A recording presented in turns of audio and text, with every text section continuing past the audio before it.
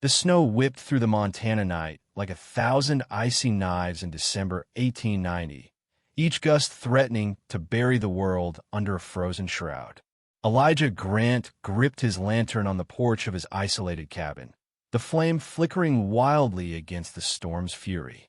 At 35, he was a towering figure of rugged strength, his broad shoulders honed from years wrangling cattle on his 800-acre spread outside Silver Ridge. But tonight, the blizzard brought something unexpected. A woman slumped against his door, her form barely visible through the swirling white. Abigail Hayes, the widowed schoolteacher whose quiet beauty had stirred whispers in town for years, lay there like a ghost from his unspoken dreams. Behind him, his empty home loomed, and ahead, days of isolation that could shatter a man's carefully guarded life or ignite the fire he'd suppressed since his mother's dying wish bound him like iron. Elijah had sworn that vow at 18, kneeling by his ma's bedside in their modest homestead near Billings. Mary Grant, a hardy pioneer who'd raised him alone after his pa fell to a Comanche raid, clutched his hand with her last strength. "Elijah, promise me you'll hold out for a woman who deserves your heart," she'd rasped.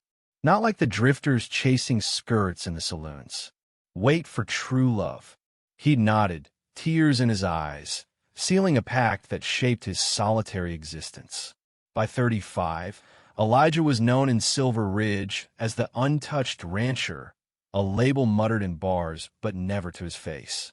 He'd tip his hat to the dance hall girls, avert his gaze from the flirtatious widows at church socials, and ride home alone, his days filled with fence mending and herd driving to drown out the ache of isolation. Folks saw the surface, a man who could rope a wild steer blindfolded or outshoot any challenger at the county fair. What they missed were the sleepless nights, staring at the rafters, questioning if his promise was a shield or a curse. Abigail Hayes knew isolation's bite all too well. At 48, she'd buried her husband to tuberculosis 5 years back, leaving her childless and adrift in a one-room addition to the schoolhouse.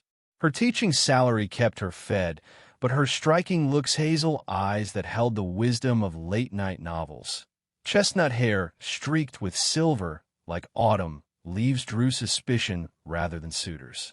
She was too refined for her own good, the gossips said, her poised demeanor hiding a spirit starved for connection.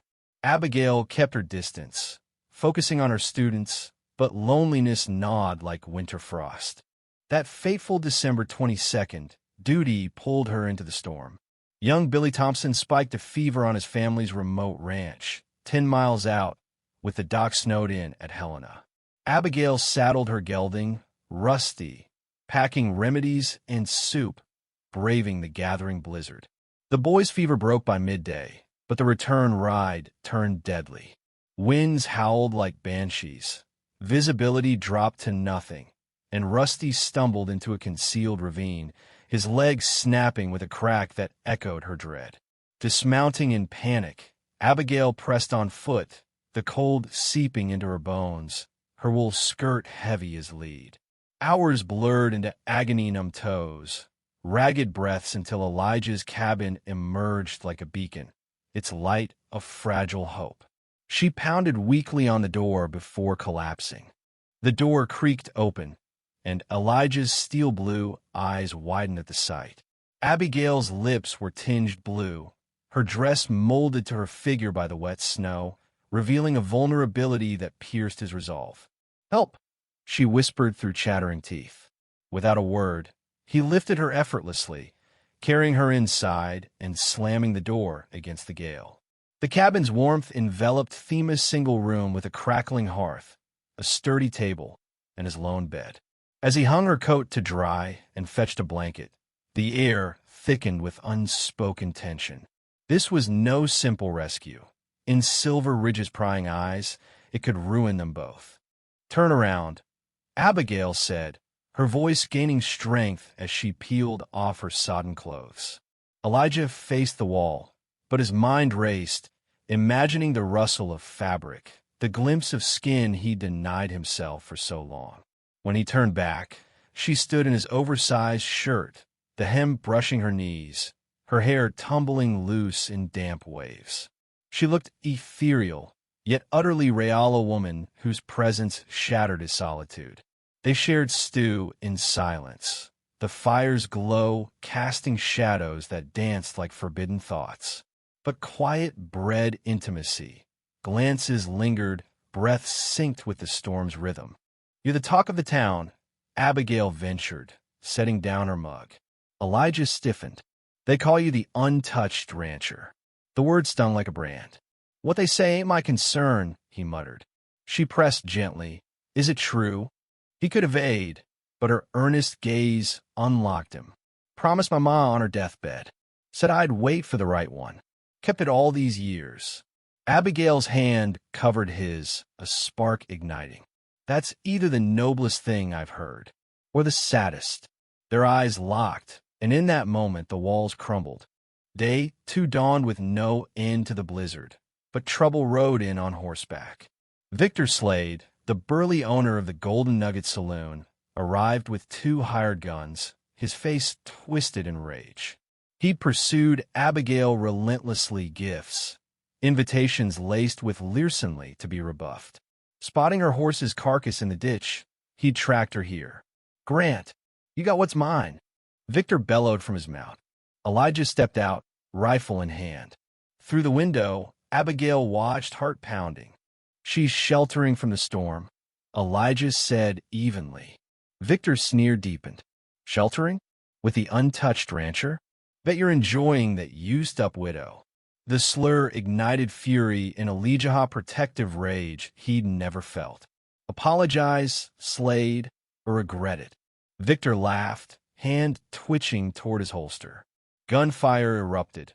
Elijah's shot grazed one thug's arm, another's thigh, sending them reeling.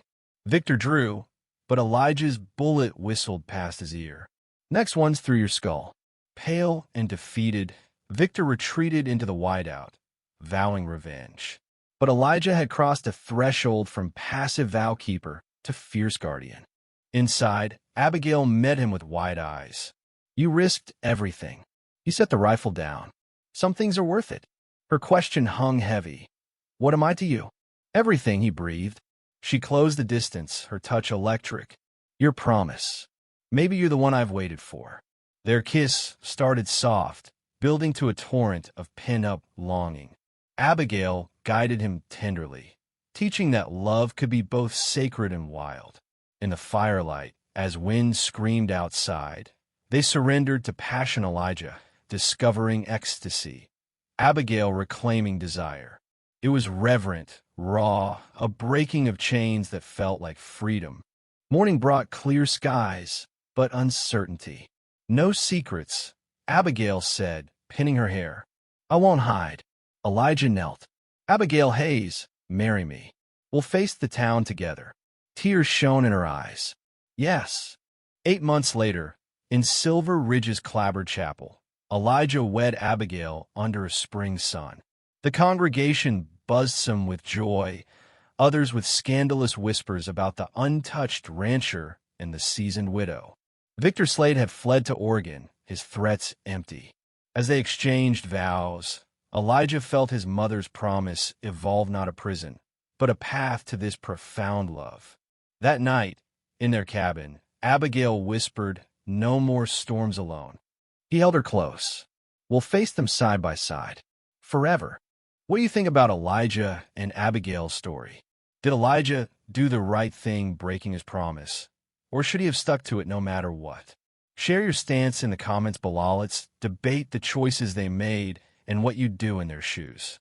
Your opinions keep the conversation going.